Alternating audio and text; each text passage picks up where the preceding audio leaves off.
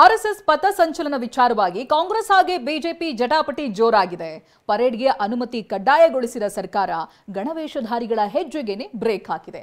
ಕಲಬುರಗಿಯ ಚಿತ್ತಾಪುರದಲ್ಲಿ ಪಥಸಂಚಲನ ವಿವಾದ ಇನ್ನೂ ಕೂಡ ಹೈಕೋರ್ಟ್ ಕಟಕಟಿಯಲ್ಲಿದೆ.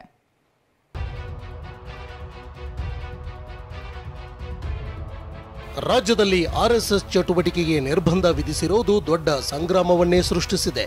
ಕಲಬುರಗಿಯ ಚಿತ್ತಾಪುರದಲ್ಲಿ ಪಥಸಂಚಲನ ವಿವಾದ ಹೈಕೋರ್ಟ್ ಕಟಕಟಿಯಲ್ಲಿದೆ. ಇದರ ನಡುವೆ ಯಾದಗಿರಿ ಜಿಲ್ಲೆಯ ಗುರುಮಠಕಲ್ನಲ್ಲಿ ಪಥಸಂಚಲನಕ್ಕೆ ಸಜ್ಜಾಗಿದ್ದ ಆರ್ಎಸ್ಎಸ್ಗೆ ಶಾಕ್ ನೀಡಲಾಗಿದೆ.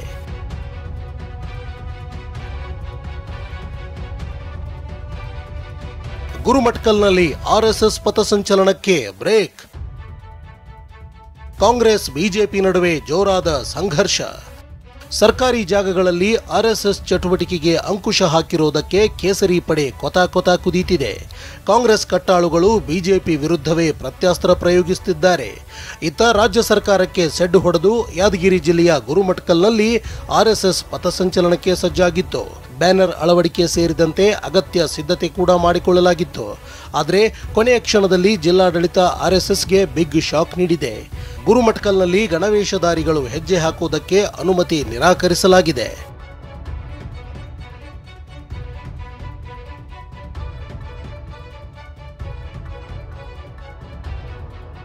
ಮೂರು ದಿನದ ಮೊದಲೇ ಅರ್ಜಿ ಸಲ್ಲಿಸಬೇಕೆಂದ ಜಿಲ್ಲಾಡಳಿತ.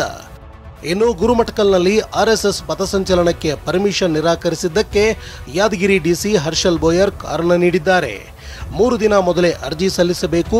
ಸರ್ಕಾರಿ ಪ್ರಾಧಿಕಾರ ಆಸ್ತಿಗಳು ಮತ್ತು ಆವರಣ ಬಳಸಲು ಅನುಮತಿ ಕೋರಿ ಸಕ್ಷಮ ಪ್ರಾಧಿಕಾರಕ್ಕೆ ಲಿಖಿತ ಅರ್ಜಿ ಸಲ್ಲಿಸಬೇಕು ಅಂತ ಹೇಳಿದ್ದಾರೆ.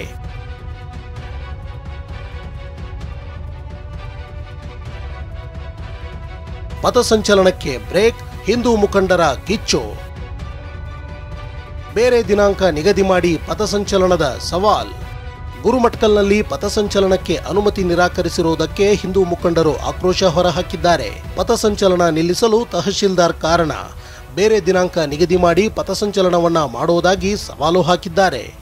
ನೋಡಿ, ಗುರುಮಿಠಕಲ್ ಪಟ್ಟಣದಲ್ಲಿ ಪಥಸಂಚಲನ ಅಂತಂದರೆ ಒಂದು ಹಬ್ಬದ ವಾತಾವರಣ ನಿರ್ಮಾಣ ಆಗಬೇಕು. ಯಾವತ್ತೂ ಕೂಡ ಅದೇ ರೀತಿಯಲ್ಲಿ ನಾವು ಮಾಡ್ತಾ ಬಂದಿದ್ದೀವಿ. ಈ ವರ್ಷ ಕೂಡ ಅದೇ ರೀತಿಯಾಗಿ ಇರಬೇಕು ಅನ್ನುವಂಥ ಒಂದು ವಿಚಾರವನ್ನು ಇಟ್ಕೊಂಡು ಅಲಂಕಾರವನ್ನು ಮಾಡಿದ್ದೀವಿ. ಪ್ರಮುಖ ಬೀದಿಗಳಲ್ಲಿ ನಗರದ ಪ್ರಮುಖ ಬೀದಿಗಳಲ್ಲಿ ಸರ್ಕಲ್ಗಳಲ್ಲಿ ನಾವು ಬಂಟಿಂಗ್ಸ್ ಎಲ್ಲ ಮಾಡಿದ್ವಿ, ಪರಾರಿಗಳನ್ನು ಕಟ್ಟಿದ್ವಿ. ಅದೇ ರೀತಿಯಾಗಿ ಈ ಗುರುಮಿಠಕಲ್ದಾಗ ಇವತ್ತ ಒಂದು ಹೊಸ ಉತ್ಸಾಹವನ್ನು ಹಿಂದೂ ಕಾರ್ಯಕರ್ತರಲ್ಲಿ ತುಂಬಬೇಕು ಅನ್ನೋಂಥ ಉದ್ದೇಶವನ್ನು ಇಟ್ಕೊಂಡು ನಾವು ಇವತ್ತು ಪಥಸಂಚಲನ ಮಾಡಬೇಕು ಅಂದ್ಕೊಂಡಿದ್ದೀವಿ. ಆದರೆ ಕಾರಣಾಂತರಗಳಿಂದ ಇವತ್ತು ಮುಂದೂಡಿದೆ. 8 ಸಂಘಟನೆಗಳ ಜೊತೆ ಶಾಂತಿ ಸಭೆಗೆ ಜಿಲ್ಲಾಡಳಿತ ತಯಾರಿ. ಇತ್ತ ಕಲಬುರಗಿ ಜಿಲ್ಲೆ ಚಿತ್ತಾಪುರದಲ್ಲಿ ನವೆಂಬರ್ 2ರಂದು ಪಥಸಂಚಲನಕ್ಕೆ ಆರ್ಎಸ್ಎಸ್ ಸಜ್ಜಾಗಿದ್ರೆ ಇದೇ ವಿವಾದ ಹೈಕೋರ್ಟ್ ಮೆಟ್ಟಿಲೇರಿದೆ. ಅಕ್ಟೋಬರ್ 28ರಂದು ಶಾಂತಿ ಸಭೆಯನ್ನ ನಡೆಸಿ ಅಕ್ಟೋಬರ್ 30ರಂದು ವರದಿ ಸಲ್ಲಿಸಲು ಕೋರ್ಟ್ ಈಗಾಗಲೇ ಆದೇಶಿಸಿದೆ. ಹೀಗಾಗಿ ಅಕ್ಟೋಬರ್ 28ಕ್ಕೆ ಶಾಂತಿ ಸಭೆ ನಡೆಸಲು ಜಿಲ್ಲಾಡಳಿತ ಸಿದ್ಧತೆ ನಡೆಸಿದೆ. ಕಲಬುರಗಿಯ ಡಿಸಿ ಫೌಜಿಯಾ ತರುಣುಂ, ಎಸ್ಪಿ ಅಡ್ಡೂರು ಶ್ರೀನಿವಾಸಲು ನೇತೃತ್ವದಲ್ಲಿ ಶಾಂತಿ ಸಭೆ ನಡೆಯಲಿದೆ. ಸಭೆ ಬಳಿಕ ಕಲಬುರಗಿ ಹೈಕೋರ್ಟ್ ಪೀಠಕ್ಕೆ ಜಿಲ್ಲಾಡಳಿತ ವರದಿ ಸಲ್ಲಿಸಲಿದೆ. ಪ್ರಿಯಾಂಕ್ ಖರ್ಗೆ ವಿರುದ್ಧ ಕಲ್ಲಡ್ಕ ಪ್ರಭಾಕರ್ ಗುಟುರು. ಚಿತ್ತಾಪುರದಲ್ಲಿ ಮುಂದಿನ ತಿಂಗಳು ಪಥಸಂಚಲನ ನಡೆಯುತ್ತೆ. ಅದನ್ನ ಹೊಡೆದು ಬಡಿದು ನಿಲ್ಲಿಸಲು ಆಗುತ್ತಾ ಅಂತ ಆರ್ಎಸ್ಎಸ್ ಮುಖಂಡ ಕಲ್ಲಡ್ಕ ಪ್ರಭಾಕರ್ ಭಟ್ ಗುಡುಗಿದ್ದಾರೆ. ಅಲ್ಲದೆ ಸಚಿವ ಪ್ರಿಯಾಂಕ್ ಖರ್ಗೆ ವಿರುದ್ಧವೂ ಕಿಡಿಕಾರಿದ್ದಾರೆ. ಕೋರ್ಟ್ ಹೇಳಿದ ಹಾಗೆಲ್ಲ ಮಾಡ್ಲಿಕ್ಕೆ ಆಗುದಿಲ್ಲ, ನೀವರಿಗೆ ಅನುಮತಿ ಕೊಡಿ ಅಂತ. ಮುಂದಿನ ತಿಂಗಳ 2ನೇ ತಾರೀಕಿಗೆ ಚಿತ್ತಾಪುರದಲ್ಲಿ ಕಲಬುರಗಿ ಜಿಲ್ಲೆಯಲ್ಲಿ ಮತ್ತೆ ನಮ್ಮ ಸಂಘದ ಪಥಸಂಚಲನ ನಡೆಯೋದಿದೆ. ಅದನ್ನು ಹೊಡೆದು ಬಡಿದು ನಿಲ್ಲಿಸಲಿಕ್ಕಾಗುತ್ತಾ? ದೇಶವನ್ನು ರಕ್ಷಣೆ ಮಾಡಿದಂಥ ಯಾವುದೇ ಹಂತದಲ್ಲಿ ನೀವು ನೋಡಿ, ಏನಾದರೂ ಸಮಸ್ಯೆ ಆದರೆ, ನೆರೆ ಬಂದರೆ ಅಥವಾ ಬರ ಬಂದರೆ ಅಥವಾ ಏನಾದರೂ ಆಕ್ಸಿಡೆಂಟ್ಗಳಾದರೆ, ಗಲಾಟೆಗಳಾದರೆ, ಅಲ್ಲಿ ಎಲ್ಲ ಸಂದರ್ಭದಲ್ಲಿ ರಕ್ಷಣೆಗೆ ಹೋದದ್ದು ಆರ್ಎಸ್ಎಸ್ನವರೇ. ನಾನು ಮಾತ್ರ ಹೇಳ್ದಲ್ಲ, ಕಾಂಗ್ರೆಸ್ನವರು ಹೇಳ್ತಾರೆ ಒಳಗಿಂದ ಒಳಗೆ. ಅವರಿಗೆ ನೆನಪಿಲ್ಲ ಖರ್ಗೆಗೆ.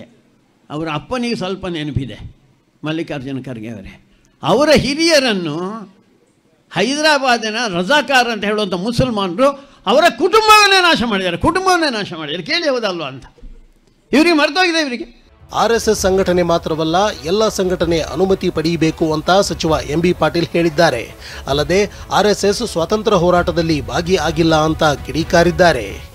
ಅದು ಬಸವಣ್ಣವರ ಕಾರ್ಯಕ್ರಮ ಇರ್ಬೋದು, ಅಂಬೇಡ್ಕರ್ ಇರ್ಬೋದು, ಧಾರ್ಮಿಕ ಇರ್ಬೋದು, ಸ್ಪೋರ್ಟ್ಸ್ ಇರ್ಬೋದು, ಯಾವುದೇ ಕಾರ್ಯಕ್ರಮ ಇರ್ಬೋದು, ಅದಕ್ಕೆ ಪರವಾನಗಿ ತಗೋಬೇಕು ಅನ್ನೋದು ಕಾನೂನು ಇದೆ. ಪರವಾನಗಿ ತೊಗೊಳ್ಳೋದು ಮಾಡೋಕ್ಕೆ ಸಾಧ್ಯ ಇಲ್ಲ. ಅದಕ್ಕೆ ರೂಲ್ಸ್ ಫ್ರೇಮ್ ಮಾಡಿರಿ, ಸರಿಯಾಗಿ ಇಂಪ್ಲಿಮೆಂಟ್ ಆಗ್ತಾ ಇಲ್ಲ, ಭಾಳ ಜನ ಪರ್ಮಿಷನ್ ತೊಗೋತಾ ಇಲ್ಲ, ಬರೀ ಒಂದು ಅರ್ಜಿ ಕೊಟ್ಟು ಹೋಗ್ತಾರೆ. ಇದು RSS ಸಲುವಾಗಿ ಅಲ್ಲ. ಪ್ರಿಯಾಂಕ್ ಖರ್ಗೆ ಅವ್ರದ್ದು ಒಂದು ವಾದ ಇದೆ ಮತ್ತು ಸತ್ಯನೂ ಕೂಡ ಇದೆ. ರಿಜಿಸ್ಟರ್ಡ್ ಆಗಲಂಥ ಸಂಘ, ಅದು ರಿಜಿಸ್ಟ್ರೇಷನ್ನು ಕೂಡ ಮಾಡಿಲ್ಲ. ಮತ್ತು ಇವತ್ತು ದೊಡ್ಡ ದೊಡ್ಡ ಪ್ಯಾಲೇಸ್ ಕಟ್ಟಿದ್ದಾರೆ, ರಿಜಿಸ್ಟ್ರೇಷನ್ ಆಗಲಾರ್ದ ಸಂಘ. ಅದೇ ಕಾಂಗ್ರೆಸ್ನವ್ರು ಮಾಡಿದರೆ ರಿಜಿಸ್ಟ್ರೇಷನ್ ಆಗಲಾರ್ದ ಸಂಘ ಇಂಥಷ್ಟೆಲ್ಲ ಪ್ರಾಪರ್ಟೀಸು, ದೊಡ್ಡ ದೊಡ್ಡ ಬಂಗ್ಲೆಗಳು, ಆಫೀಸು, 2,000 ಕೋಟಿ ರೂಪಾಯಿ, 200 ಹಿಂಗೆಲ್ಲವೂ ಆಗಿದಾವೆ. ಮತ್ತು ಸ್ವಾತಂತ್ರ್ಯ ಹೋರಾಟನಾಗ ಯಾಕೆ ಭಾಗವಹಿಸಲಿಲ್ಲ ಅವರು? ಭೂಕಂಪದಲ್ಲಿ ಹೋಗಿದ್ರಿ, ಅದು ದೊಡ್ಡ ಭೂಕಂಪ ಅಲ್ಲ, ಸುನಾಮಿ ಅಲ್ಲ, ಅದು ಸ್ವಾತಂತ್ರ್ಯ ಹೋರಾಟ. ಲಕ್ಷಾಂತರ ಜನ ಪ್ರಾಣ ಕಳ್ಕೊಂಡ್ರಲ್ಲ, ಆವಾಗ ಯಾಕೆ RSSನವ್ರು ಭಾಗವಹಿಸಲಿಲ್ಲ? ರಾಷ್ಟ್ರಭಕ್ತರಲ್ಲ ಅವರು, ರಾಷ್ಟ್ರಪ್ರೇಮಿಗಳು, ದೇಶಭಕ್ತರು, ದೇಶಪ್ರೇಮಿ. ಇವರಿಂದ ನಾವು ಕಲಿಬೇಕು. ಯಾರು ಸ್ವಾತಂತ್ರ್ಯ ಹೋರಾಟದಲ್ಲಿ ಭಾಗವಹಿಸಿಲ್ಲ ಅವರಿಂದ ನಾವು ಕಲಿಬೇಕು. RSS ಕಾರ್ಯಕ್ರಮದಲ್ಲಿ ನಾವೆಲ್ಲ ಭಾಗಿಯಾಗುತ್ತೇವೆ ಅಂತ ಸಂಸದ ಬಸವರಾಜ ಬೊಮ್ಮಾಯಿ ಹೇಳಿದ್ದಾರೆ. RSS ಕಾರ್ಯಕ್ರಮಗಳ ನಾವೆಲ್ಲದರಲ್ಲೂ ಭಾಗಿಯಾಗೇ ಆಗ್ತೇವೆ, ಇದರಿಗೂ ಭಾಗಿಯಾಗ್ತೇವೆ. ಆ ಪ್ರಶ್ನೆನೇ ಉದ್ಭವಿಸೋದು. ಸುಮ್ಮನೆ ಒಂದು ಸಮಾಜದಲ್ಲಿ ತಪ್ಪು ಅಭಿಪ್ರಾಯ ಮೂಡಿಸಿ RSS ಬಗ್ಗೆ ಕ್ಷೋಭೆ ಉಂಟು ಮಾಡುವ ಪ್ರಯತ್ನ, ಸಮಾಜವನ್ನು ಒಡೆಯುವ ಪ್ರಯತ್ನ ಇದೆ. ಹೀಗಾಗಿ ಇದು ಭಾಳ ದಿವಸ ನಡೆಯೋದಿಲ್ಲ. ಮೊಹರಂದಲ್ಲಿ ಕಬ್ಬಿನ ಇದನ್ನು ತೊಗೊಂಡು ಹೊಡ್ಕೊಳ್ತಾರೆ, ಹೊಡ್ಕೊಂಡು ರಕ್ತ ಬರ್ತದೆ, ಚಾಟಿ ಕಬ್ಬಿಣದ ಇದರಲ್ಲಿ ಹೊಡ್ಕೊಳ್ತಾರೆ. ಸೊ ಅದು ಸರಿ ಇದೆಯಾ? Bureau report, TV9.